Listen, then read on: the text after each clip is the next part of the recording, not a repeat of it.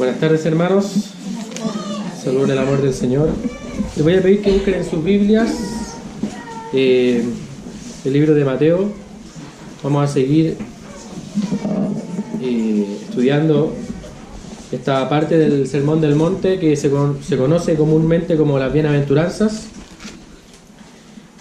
Mateo capítulo 5. Hoy día vamos a ver, si Dios quiere, solamente una, que está en el versículo 9. Así que le pido que todos lo leamos juntos, ¿ya? A la cuenta de 3. 1, 2, 3. Bienaventurados los pacificadores, porque ellos serán llamados hijos de Dios. A lo largo del tiempo, a lo largo de la historia, creo que una de las cosas que más déficit tiene el ser humano es la paz.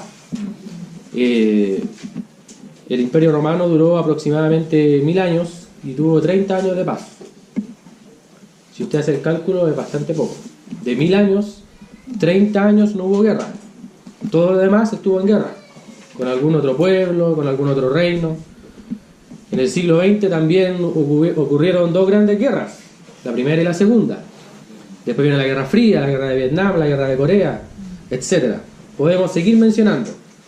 Si hay algo que abunda en la historia del ser humano, son las guerras. Y si hay algo que no tiene o no ha tenido o ha estado buscando constantemente el ser humano, es la paz. Y no solamente la paz externa, la paz entre nosotros, sino que también la paz interna. Y en la promesa del Señor Jesús, en este sermón, en esta bienaventuranza, Él habla de que los pacificadores son dichosos, son felices, son bienaventurados. Como dije anteriormente, el ser humano está en una constante búsqueda de paz. Si yo pudiera preguntar acá qué es lo que más anhela, quizás alguno de ustedes me podría decir, bueno, yo anhelo la paz, el estar tranquilo, el que no haya pleito, el que no haya contienda, el que esté en buenas relaciones con mi familia. A veces entre la propia familia no hay paz, hay divisiones, hay discusiones, hay enemistades. También a veces entre nosotros, la familia de la fe, ocurren estas cosas. Y no es necesario hablar fuera de estas paredes.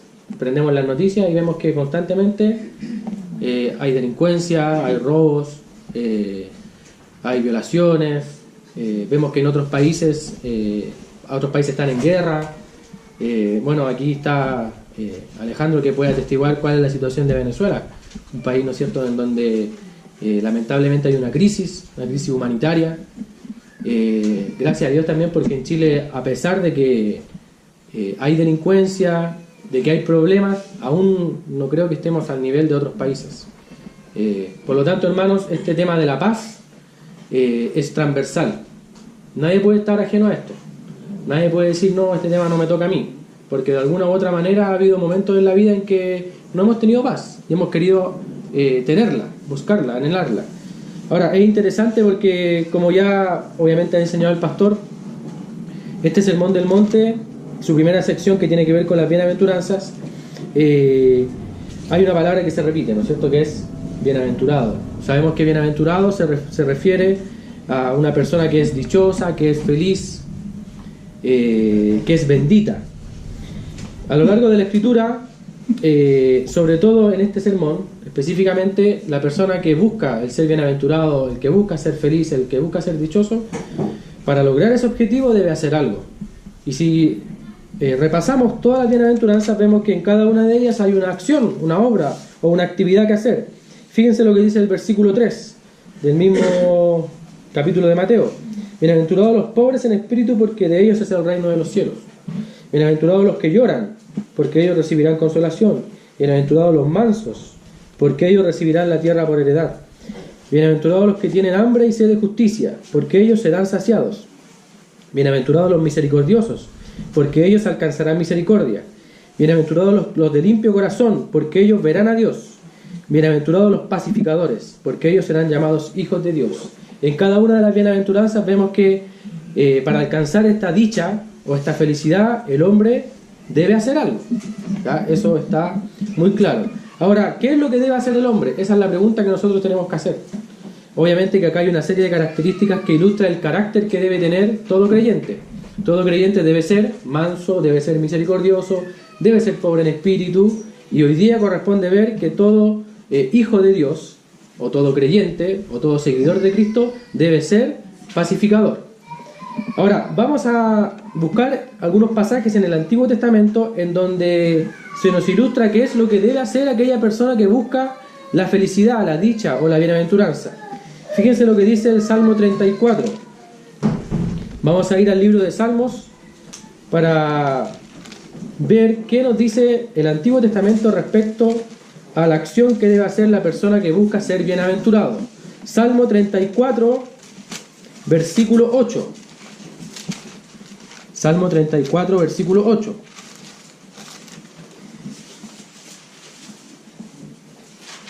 Dice: gustad y ved que es bueno Jehová, dichoso el hombre que confía en él. Entonces, si una persona, según este salmo, quiere ser dichoso, ¿qué debe hacer? Confiar en Dios.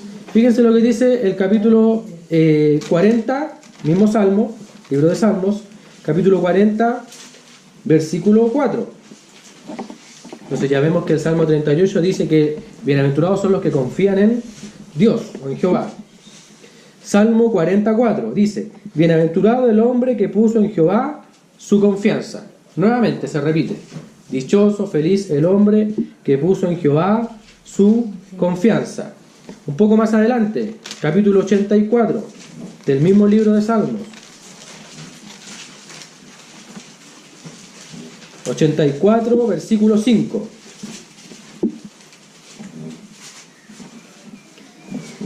Nuevamente se repite la palabra bienaventurado. Bienaventurado el hombre que tiene en ti, es decir, en Dios, sus fuerzas, en cuyo corazón están tus caminos. Por lo tanto, vemos que una de las constantes de estos salmos es la confianza, la dependencia. Ahora nosotros podríamos preguntarnos, ¿cómo yo puedo llegar a ser pacificador? Bueno, el Antiguo Testamento de alguna manera me da luz de cómo yo puedo alcanzar la dicha o la felicidad. Tiene que ver con confiar en Dios, tiene que ver con depender de Él, estar en sus fuerzas, no en nuestras fuerzas. Si usted se pone a analizar, hermanos, cada una de las bienaventuranzas, es difícil que el ser humano no regenerado las pueda cumplir. Uno ve en los seres humanos mansedumbre constante, es algo cotidiano, uno lo puede ir viendo. No, ¿qué ve uno? Todo lo contrario, orgullo. Uno ve en el ser humano pobreza en espíritu, es decir, el reconocer que uno necesita de algo. No, por eso el hombre no regenerado es difícil que pueda cumplir todas estas cosas. El único que puede cumplirlo es aquel que confía en el Señor, y eso es lo que el Salmo reafirma. Y finalmente, fíjese lo que dice el Salmo 146, versículo 5.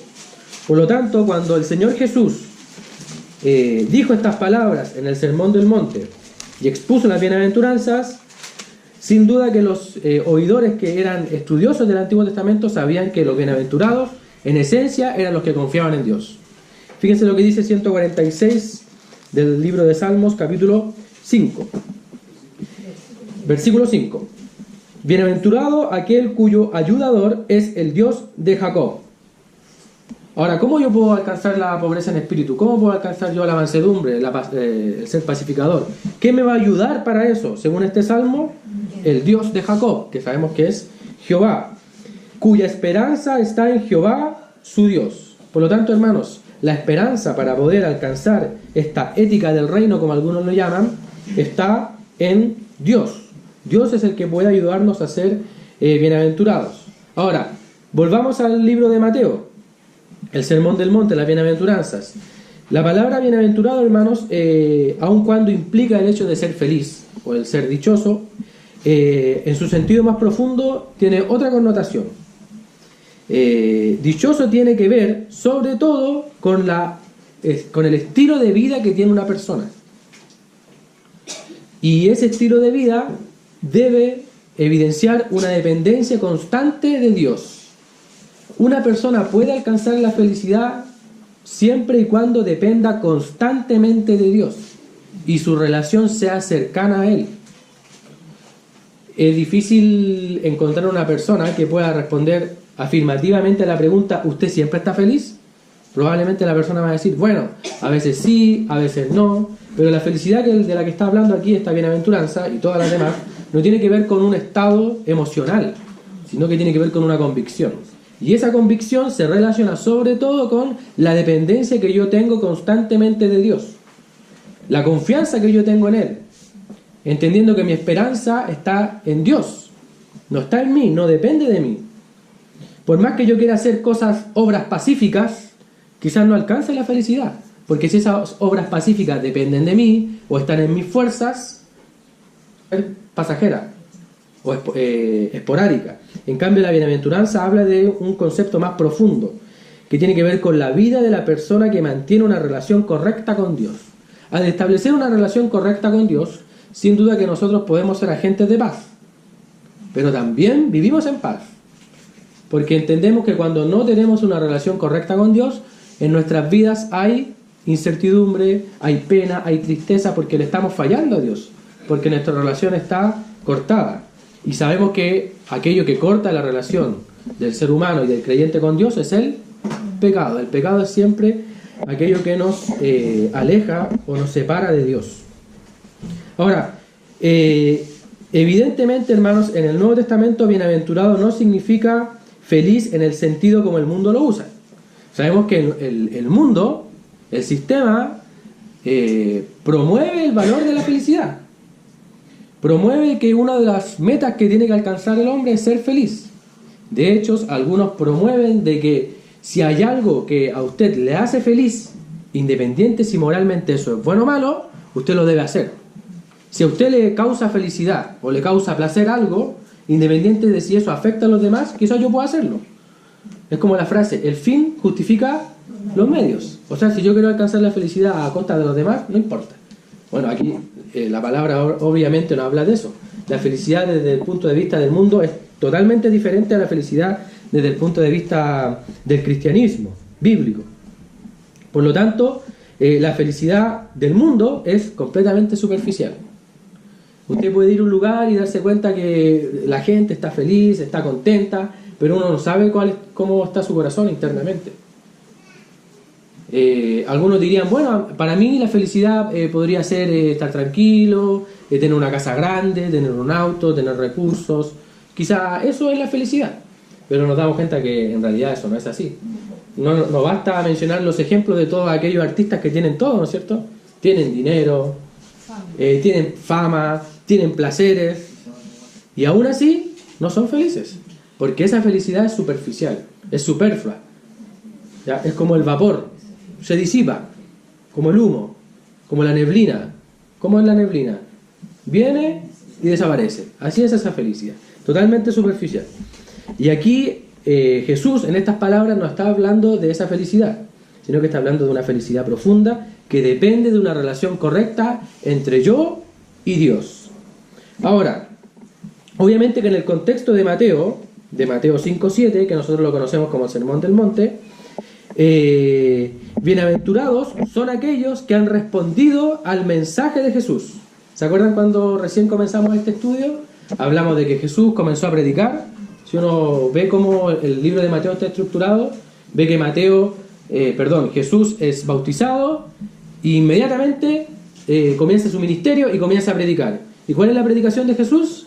¿Cuál es el mensaje de la predicación de Jesús? Arrepentidos porque el reino de los cielos se ha acercado. Ese es su mensaje. Esa es su predicación, no es otra. Ya, obviamente que él la desarrolla en alguno de sus sermones. Por lo tanto, el mensaje del Señor es arrepentirse. Ahora, todos aquellos que responden a este mensaje positivamente, el Señor Jesús le amplía el mensaje y les dice, bueno, ustedes que creyeron en mi mensaje, aquellos que me están siguiendo, que están ahora conmigo en esta montaña, escuchando, yo les voy a decir cuál es el único método, la única forma para alcanzar la felicidad. Y no una felicidad superficial como tiene el mundo, sino una felicidad profunda, una dicha profunda. Y nuevamente, hermano, lo recalco, no estamos hablando de una felicidad o de una dicha emocional, sino que tiene que ver con una convicción. Como creyentes, yo creo que debemos desarrollar convicciones. Es importante que nosotros como que creyentes desarrollemos convicciones. O sea, tengamos certeza de que lo que creemos es verdad. Y de que lo que dice Jesús es cierto. Y se cumple. ¿Ya? Ahora, obviamente, como dije anteriormente, en el contexto de Mateo 5:7, es decir, el sermón de la montaña o del monte, bienaventurados son los que han respondido al mensaje del Señor Jesús y se han arrepentido y ahora aguardan que venga el reino, anunciado por el Rey. Recuerden que ese es el mensaje de Jesús, arrepentidos porque el reino de los cielos se ha acercado. ¿Ya? Ahora, ¿el Rey vino? Sí, vino. ¿Pero qué pasó? ¿Qué hizo la gente? Lo rechazó. ¿Ya? Lo rechazó. Pero aún así, Él tiene un reino. Ya, nunca olvide eso. El Señor es soberano. A pesar de que su reino literal, milenial, aún no se ha establecido. Bueno, y eso es lo que esperamos en algún momento. Y la sociedad busca muchas cosas. La sociedad busca que no haya desigualdad económica, que todos tengamos acceso a las mismas cosas, que la ley sea justa. La sociedad busca muchas cosas, pero eso jamás se va a evidenciar en la tierra, excepto cuando venga Jesús en su segunda venida. Allí Él va a establecer el reino milenial, literal, y va a haber una época de paz duradera. Y va a haber justicia. De hecho, la palabra habla de que Jesús va a gobernar con vara de hierro. ¿Ya? No democracia, vara de hierro. ¿Ya? Ese es el único momento en la historia en donde vamos a poder decir, bueno, verdaderamente estamos viviendo en una época de paz. ¿Ya? Porque si empezamos a analizar, como dije anteriormente, toda la historia del hombre, constantemente guerra, guerra, guerra, guerra, guerra. ¿Ya? Algunos filósofos dicen que uno de los pasatiempos favoritos del hombre es la guerra. ¿Ya? De hecho, en Estados Unidos uno ve que periódicamente ¿qué es lo que sucede? Tiroteos. Obviamente no es una guerra formal, pero de alguna manera evidencia lo que está en el corazón del hombre. Y al final, hermanos, vamos a ver más adelante que todo esto se causa por el pecado, no es otra cosa, es el pecado. Las guerras no suceden solamente por las desigualdades sociales. Hay guerra a veces por religión. Yo no podría decir, bueno, ¿cómo va a haber una guerra por religión si la religión intenta buscar a Dios, intenta acercarse de alguna manera? Bueno, la guerra se produce por sobre todas las cosas por el pecado. Y eso lo vamos a ver más adelante. Ahora, ¿cuál es la promesa, por así llamarla, o principio que el Señor Jesús menciona en esta bienaventuranza? Dice, bienaventurados los pacificadores, porque ellos serán llamados hijos de Dios. Ahora, ¿qué es un pacificador? Bueno, en la palabra allí que ocupa el escritor, que es Mateo, dice, persona que trae o establece paz. Ese es un pacificador, una persona que trae o establece paz o armonía. Ahora, yo le tengo una pregunta. ¿Una persona puede traer o establecer paz sin que él tenga paz? No, difícilmente. ¿Cómo voy a poder llevar paz a un lugar si no lo tengo? ¿Cómo yo voy a poder dar algo si no lo tengo? Es difícil, es imposible en realidad. Y esta palabra pacificador nos trae a la memoria un saludo típico que tenían los judíos en ese tiempo y que aún lo tienen. Bueno, Leo quizás como trabaja en ese ambiente podría decir si aún lo ocupan. ¿Cuál es el saludo típico de los judíos? Shalom. ¿Qué significa shalom? Paz. ¿Ya? Paz. Por lo tanto, hermanos, es algo que dentro de la mentalidad judía de la época, el ser pacificador o el buscar la paz era algo cotidiano. Cuando nosotros nos saludamos, hola, ¿cómo estás? Bien, aunque uno no está bien, pero igual dice bien. Mentimos muchas veces, si usted se ha puesto a pensar, esa es una de las veces en que más mentimos, ¿ya? Bueno, los judíos en ese tiempo y ahora todavía se saludan shalom, es decir, paz, que haya paz contigo, conmigo, etc. Ahora, en esencia este saludo tiene que ver con que la paz no es un estado negativo, o sea, no es que no haya ciertas cosas, no es ausencia de guerra. De hecho, ¿la Biblia habla de la guerra? Sí, de hecho hay instrucciones de cómo ir a la guerra. ¿Ya? Y después vamos a ver que muchos malinterpretan este pasaje y dicen, ven, Jesús, el primer hippie de la historia. El primer personaje que aboga por la paz. ¿Ya? Pero no es el sentido. ¿Ya? Paz no es un estado negativo, no quiere decir exclusivamente ausencia de guerra, como dije. Tiene que ver con el bienestar supremo del hombre. Esa búsqueda que constantemente tiene el hombre. Yo creo que uno de los propósitos del hombre es alcanzar la paz. ¿Ya? La paz interna, la paz con los demás. Y después vamos a ver que la paz más importante a la que se está refiriendo Jesús es la paz de mi ser con Dios. ¿ya? En el Medio Oriente, cuando un hombre le dice a otro shalom, no quiere decir que le desea solamente la ausencia de males. Le desea la presencia de todos sus bienes, de todos los bienes. O sea, cuando uno lo saludaba en ese tiempo, de esa manera, le deseaba que esa persona tuviera muchos bienes, cosas buenas, ¿ya? Ahora, como dije anteriormente, muchos círculos, de hecho cristianos y no cristianos, malinterpretan este pasaje, poniendo a Jesús como casi un personaje, ¿cómo decirlo? Como un activista que aboga por la paz, ¿ya? De hecho, hermano, ayer escuchaba una predicación referente a esto y ahora lo recuerdo.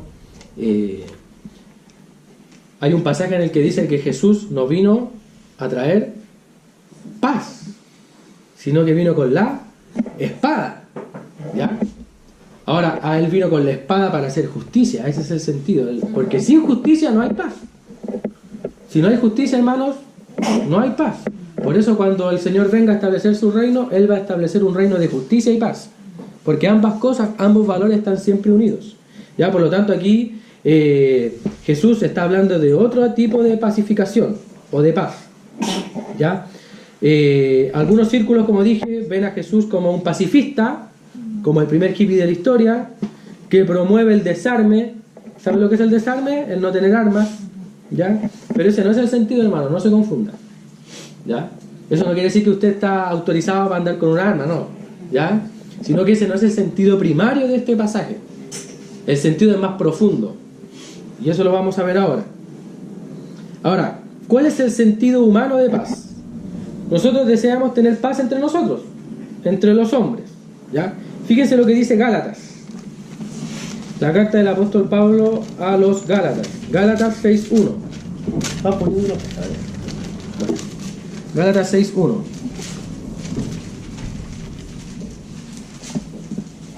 Y aquí el apóstol nos da una,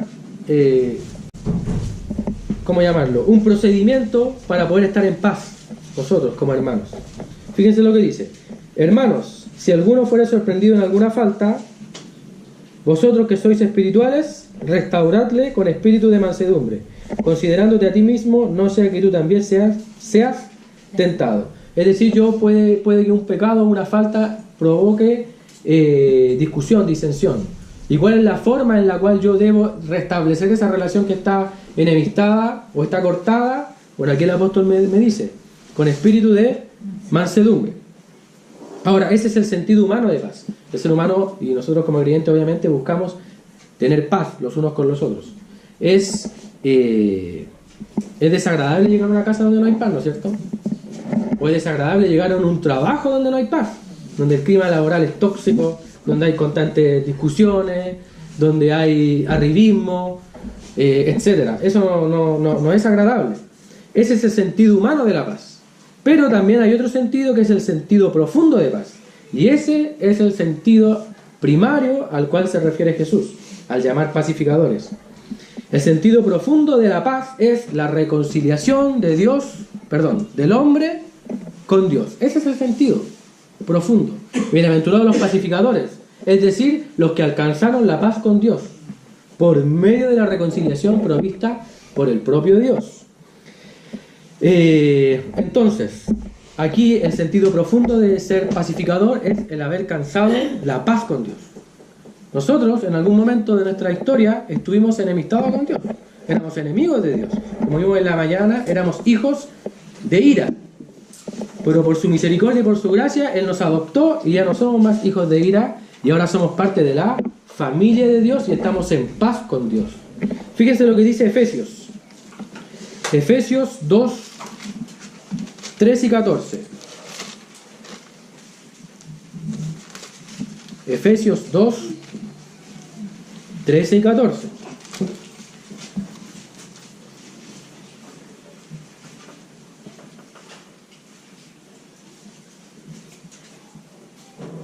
No, ese no es el pasaje. Déjenme buscarlo. Es Efesios.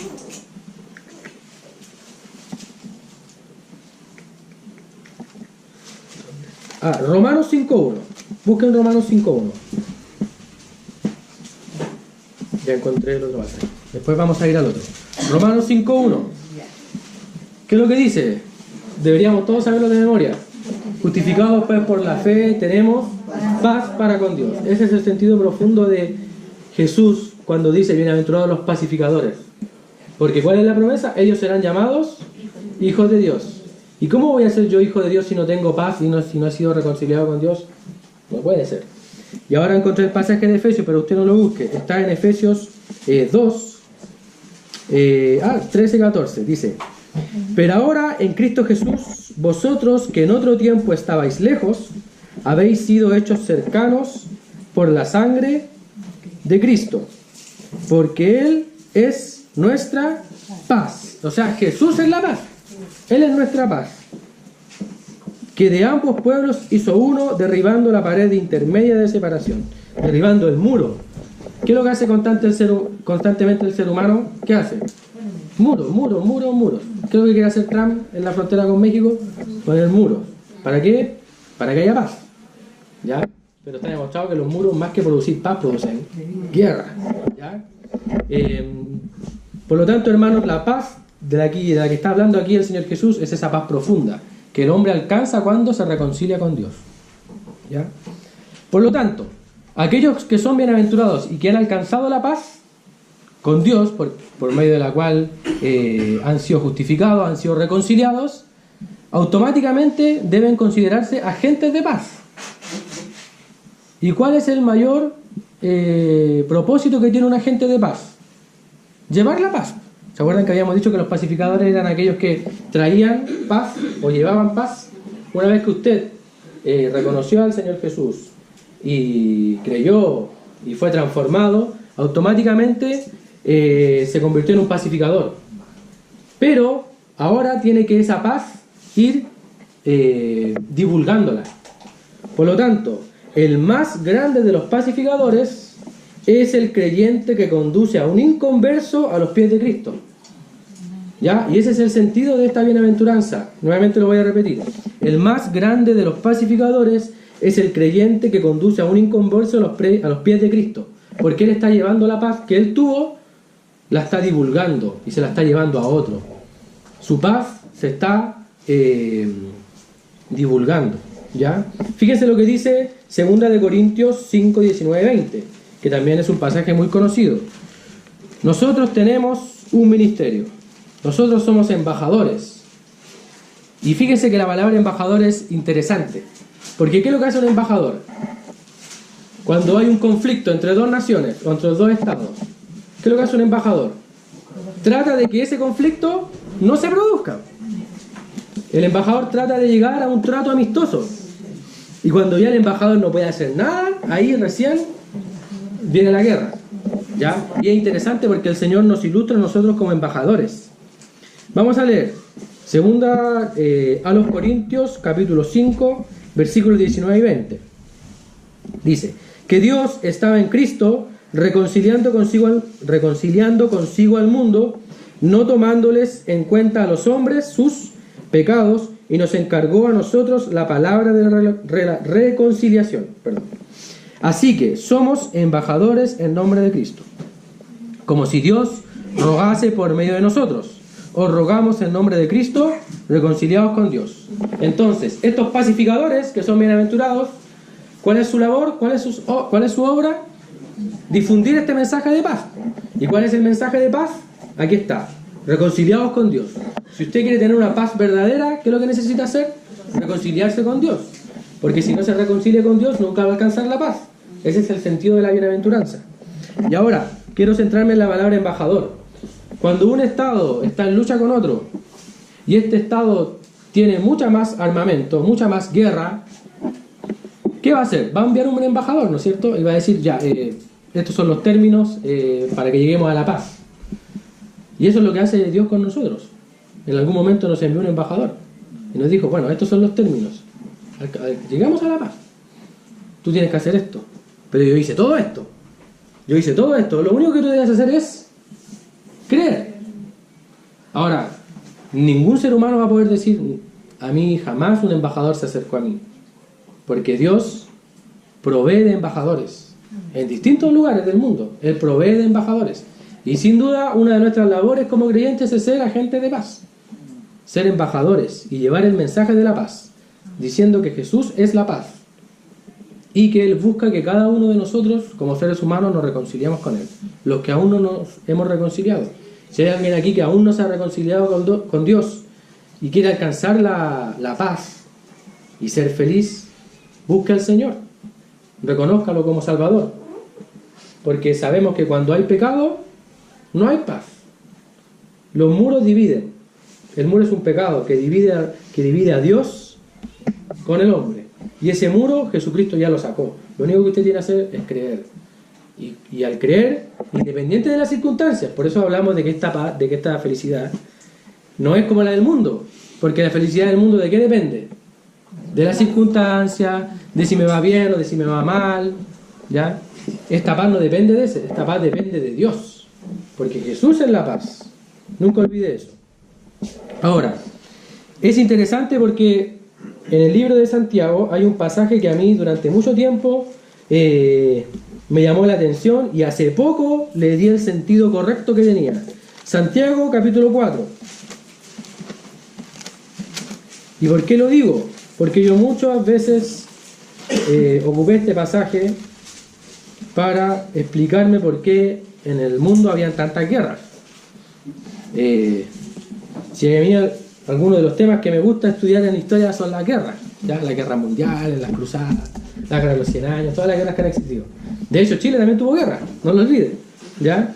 Pero aquí es interesante porque el pasaje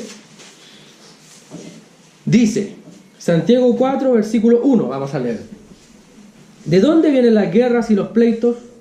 Ahora, ahí hay algo que se agrega. ¿Entre quién? Entre vosotros. Aquí está hablando de creyentes, hermanos. No está hablando de las guerras que ocurren en el mundo, de las guerras que han ocurrido durante todo el transcurso de la historia, ni las que van a ocurrir después, sino que está hablando de los pleitos que ocurren entre nosotros, entre creyentes, entre hermanos. Y fíjense cómo lo describe Santiago. Vamos a seguir leyendo. ¿De dónde vienen las guerras y los pleitos entre vosotros? ¿No es de vuestras pasiones, los cuales combaten en vuestros cuerpos, en vuestros miembros? Versículo 2. Codiciáis y no tenéis, matáis y ardéis de envidia y no podéis alcanzar. Combatís y lucháis, pero no tenéis lo que deseáis, porque no pedís. Pedís y no recibid, porque pedís mal, para gastar en vuestros deleites. Eso es lo que le está diciendo Santiago a hermanos. Y fíjense cómo los llama, versículo 4. Oh almas adúlteras, ¿no sabéis que la amistad del mundo es enemistad contra Dios? Cualquiera pues que quiera ser amigo del mundo se constituye en enemigo de Dios, y como enemigo de Dios no va a tener paz. ¿O pensáis que la Escritura dice en vano, el Espíritu que Él ha hecho morar en nosotros nos anhela celosamente? Pero Él da mayor gracia. Por esto dice, Dios resiste a los soberbios. Y ahí la palabra resistir, hermanos, tiene el sentido de que Dios está en combate contra el soberbio. No es que Él lo resista así como en una muralla, no, Él está en combate, Él combate con el soberbio, Él lo resiste, Él está en guerra con el soberbio. Ese es el sentido, ¿ya? Sin embargo, Él da gracia a los humildes, y el propio escritor, Santiago, nos da la llave de cómo poder alejarnos de todo esto, de la guerra, de los pleitos, de la codicia. Versículo 7. Someteos pues a Dios. ¿Se acuerdan la bienaventuranza del Antiguo Testamento? El hombre era bienaventurado siempre y cuando confiaba en Dios. Y si yo confío en alguien, obviamente me voy a someter. Hermanos, el sometimiento es un privilegio. Si yo estoy sometido a alguien, yo automáticamente dependo de él. ¿Ya? El sometimiento siempre es un privilegio. ¿Ya? No es un menoscabo. Nunca olvide eso, el sometimiento no es un menoscabo, es un privilegio. Porque si yo estoy sometido a Dios, ¿quién me va a cuidar a mí? Dios. Él me va a proveer de todo lo necesario. ¿Ya? Por eso Él dice, someteos pues a Dios, resistid al diablo y huirá de vosotros. Nunca olviden que el diablo es homicida, y es homicida desde el principio. Acercaos a Dios y Él se acercará a vosotros. Pecadores, limpiad las manos, y vosotros los de doble ánimo, purificad vuestros corazones. Afligíos y lamentad y llorad, es decir, arrepentimiento. vuestra risa se convertirá en lloro y vuestro gozo en tristeza. Humillaos delante del Señor y Él os exaltará. Y si usted sigue leyendo Santiago, nuevamente dice, fíjense lo que dice el 11, hermanos, no murmuréis los unos con los otros, y sigue desarrollando todo esto que ocurre entre hermanos. Cuando habla en el versículo 1 de las guerras y los pleitos, habla de las guerras, y es interesante porque ocupa la palabra guerra. Y cuando uno habla de una guerra, dice, pero ¿cómo va a haber una guerra en una iglesia local? Bueno, ocurre muchas veces, ¿ya? Más de lo que usted cree. Ahora, entendiendo ya que esta bienaventuranza del ser pacificador tiene que ver con alcanzar la paz con Dios y yo poder ser un agente de paz, tenemos que entender que según Mateo 5, volvamos a Mateo 5 por favor, para ser preciso con el texto. Mateo 5:9 dice nuevamente, bienaventurados los pacificadores, porque ellos serán llamados hijos de Dios. Y como ya dijimos, somos hijos de Dios en la mañana lo dijimos, por adopción, ¿ya? O sea, nosotros estamos en una familia, éramos hijos del diablo y Dios nos adoptó y ahora somos hijos de Dios. Y como hijos de Dios, ¿qué debemos hacer? Comportarnos como un hijo de Dios, tener el carácter de un hijo de Dios. ¿Y cuál es el carácter de un hijo de Dios? Bueno, aquí Jesús da algunas luces. Ser manso, ser pobre en espíritu, ser misericordioso, y hoy día ser un pacificador. Y aquí el ser pacificador tiene que ver con distribuir o divulgar el mensaje de paz, que no es otra cosa que el Evangelio. ¿Qué significa Evangelio? Buenas nuevas. ¿Y cuál es la buena nueva? Usted, que estaba alejado de Dios, que estaba lejos de Dios, que estaba enemistado con Dios, que estaba en guerra con Dios, ahora puede estar en paz con Él. Y lo único que usted debe hacer es creer a su mensaje. Ese es el mensaje. Por eso es feliz aquella persona que lleva a otro a los pies de Cristo. Cada uno de ustedes puede decir cuál ha sido su sensación o su emoción cuando se ha dado cuenta que gracias a su testimonio, en su accionar, ha llevado a otro a Cristo. ¿Cuál es la sensación que una persona podría tener? Felicidad. Es bienaventurado, el pacificador, ¿ya? Ahora, obviamente nadie llega a ser hijo de Dios porque sea un pacificador. O sea, no es que si yo hago la paz voy a ser un hijo de Dios. No, es al revés. Como yo soy un hijo de Dios, soy un pacificador, ¿ya? Ese es el sentido. Y obviamente este aspecto del ser pacificador tiene que ver con el carácter y con la posición del hijo ante el padre, ¿ya? Porque nosotros, como dijimos en la mañana, los que son padres, no les gustaría que sus hijos sean vergüenza para ustedes. Uno busca que nuestros hijos sean buenos niños, que no sean unos maleantes, etcétera, ¿ya? Porque si no, eso va a traer a mí vergüenza. Y lamentablemente muchas veces nosotros, como hijos de Dios, avergonzamos a nuestro Padre, ¿ya? Ojalá que eso no sea así, o que Dios nos ayude, porque obviamente cada uno de nosotros tiene una lucha particular. Ahora, ¿quién es el pacificador número 1? ¿Quién es el campeón de la paz? ¿Quién es el príncipe de paz?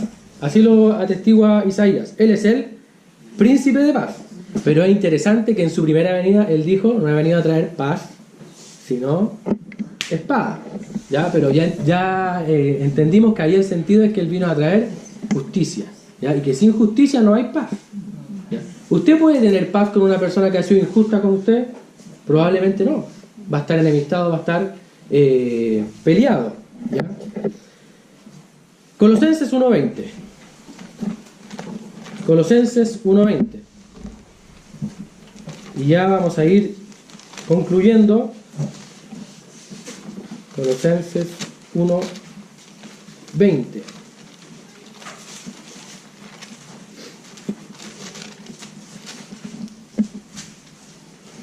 Entonces, hermanos, ya entendimos que aquí la palabra pacificador tiene que ver con aquel que recibió el mensaje de salvación y lo lleva al mundo. Fíjense lo que dice Colosenses 1:20. Y por medio de él, está hablando de Jesús, reconciliar consigo todas las cosas, así las que están en la tierra como las que están en los cielos, haciendo ¿qué cosa? La paz, mediante la sangre de su cruz. Es decir, la paz del mundo se logró en la cruz. Y esa paz es posible para todo el ser humano. Todo ser humano que quiera alcanzar la paz, estar reconciliado con Dios, lo único que debe hacer es acudir a Jesucristo y creer en su obra y en su persona. Por lo tanto, el pacificador número 1 es Jesucristo. Él es el príncipe de paz. Y nosotros como modelo a seguir siempre debemos tener a Jesús, porque Él es nuestro maestro. Como dice Pedro, debemos seguir sus pisadas. Debemos seguir sus pisadas, ¿ya? Yo no sé si usted se ha dado cuenta que en la playa las pisadas quedan marcadas. Y de alguna manera Jesús también dejó sus huellas. ¿Cómo yo puedo saber cómo Jesús se comportó? Bueno, leyendo los evangelios. En otra parte dice que Jesús estuvo en la tierra haciendo bienes. Haciendo bienes. Bueno, esas son las huellas que yo también debo seguir, porque Él es el modelo a seguir. En conclusión, hermanos, los pacificadores son los que están en paz con Dios. La primera condición para poder tener la paz es poder reconciliarme con Dios. Y si es que aún alguno aquí no lo ha hecho, puede que este sea el momento para que pueda reconciliarse con Dios y para que pueda entrar en una nueva dimensión de la paz. Porque cuando, hermano, uno conoce que ya no está enemistado con Dios, verdaderamente hay paz, independiente de las circunstancias, independiente de los problemas, de las pruebas, de las situaciones difíciles, de las situaciones dolorosas. Yo en el colegio, yo enseño formación valórica y no puedo enseñar mucho la escritura porque, ustedes saben, me pueden acusar de estar haciendo proselitismo, pero algunas veces lo puedo hacer. Y yo les enseñaba a los chicos la necesidad de tener inteligencia emocional, ¿ya? Y una persona que es inteligente emocionalmente sabe cómo reaccionar a las situaciones dolorosas. Eso es lo que dice la psicología, eso es lo que dice el mundo. Pero sabemos que eso no es infalible, que eso puede fallar. Porque quizás usted puede vivir una reacción dolorosa y a pesar de que posea toda la ayuda y a pesar de que usted posea todos los medicamentos, etcétera, quizás usted no va a poder reaccionar de buena manera a una situación dolorosa. La muerte, ¿cómo afrontamos la muerte nosotros? Los creyentes, la afrontamos de otra manera. ¿Por qué? Porque sabemos que después de la muerte hay esperanza. Si a usted, Dios no lo quiera, pero está amenazado por alguna situación de muerte, usted tiene la confianza y la fe en que si se muere, va a estar con el Señor. Y como dice el apóstol Pablo, no sé qué me es mejor, si estar con Él o estar acá. Porque al estar acá, ¿qué podemos hacer? Ser agentes de paz, ¿ya? Por lo tanto, hermanos, los pacificadores son los que están en paz con Dios y obviamente viven en paz con todos los hombres. Esto no quiere decir, hermanos, que como la bienaventuranza se refiere a la reconciliación de Dios con el hombre, yo puedo estar enemistado con los seres humanos. No significa eso, porque también hay una otra implicancia. Hermanos, siempre los pasajes tienen una interpretación, siempre tienen una interpretación, pero yo lo puedo aplicar dependiendo del contexto. Y obviamente, ¿cómo yo podría aplicar esta bienaventuranza a nosotros y al mundo de ahora? Bueno, tenemos la necesidad, hermanos, de vivir en paz con los hombres. Y ahora me estoy refiriendo a una paz práctica, a no tener enemistades, a no tener pleitos, a no tener discusiones, ¿ya? Y vamos a estudiar, vamos a analizar rápidamente algunos proverbios que nos ayudan a vivir en paz con los hombres. Santiago, por ejemplo, dice: vivamos en paz con nuestros hermanos. Eso lo dice Santiago 3, 17, 18. No lo vamos a leer, ¿ya? Y Gálatas 6, 10, que también debemos vivir en paz con los de afuera y mayormente con los de la familia de la fe. Es decir, nosotros, como creyentes, como hijos de Dios, como agentes de paz, debemos vivir en paz con los de afuera, siempre y cuando esto sea posible, ¿ya? Ahora, ¿cómo podemos nosotros tener algunas herramientas para poder huir de las discusiones o de las peleas, de las disensiones? Proverbios 16:32. Y esto, hermanos, solamente es para que usted pueda tener allí algunos pasajes que están relacionados con alcanzar la paz cotidiana, a eso me refiero. Proverbios 16, 32. Dice, y obviamente los proverbios son sabiduría, nos enseñan. Mejor es el que tarda en airarse que el fuerte, y el que se enseñorea de su espíritu que el que toma una ciudad. Es decir, es mejor aquel que puede controlarse, que puede tener autocontrol, que tarda en airarse y que se enseñorea de su espíritu que el que toma una ciudad. ¿Se dan cuenta cómo el proverbio me ayuda a mí a entender que el enojarse, que el airarse es necio? Eso es lo que me está diciendo el proverbio. Proverbio constantemente hace un contraste entre el necio y el sabio. ¿Ya? Un poco más adelante, en el mismo libro de Proverbios, Proverbios 22, 24 y 25. Ahora, quizás usted, poniéndolo en términos, ¿cómo llamarle? Cotidianos, no es camorrero. Porque hay personas que son como peleadoras, ¿no es cierto? Que les gusta la discusión, rencillosos. ¿Ya? Aquí el proverbio también me da una ilustración o una ayuda. ¿Dónde lo tengo? Ahí está. No te entremetas con el iracundo, ni te acompañes con el hombre de enojos. ¿Por qué? No sea que aprendas sus maneras y tomes lazo para tu alma. Entonces tenemos que también cuidar nuestras compañías, con quien nos relacionamos. Proverbios 25:8. Y hermano, yo debo reconocer que si a mí una de las cosas que me costaba antes cuando jugaba al fútbol era no entrar en discusiones ni en pleitos, ¿ya? Y el proverbio es muy bueno en eso. Fíjense lo que dice Proverbios 25:8. No entres apresuradamente en pleito, no sea que no sepas qué hacer al fin después que tu prójimo te haya avergonzado, ¿ya? Y finalmente el Salmo 37:8. Salmo 37:8.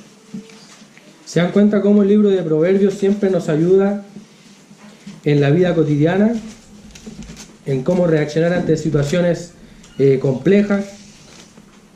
Sin duda que nos van a seguir ofendiendo, hermanos.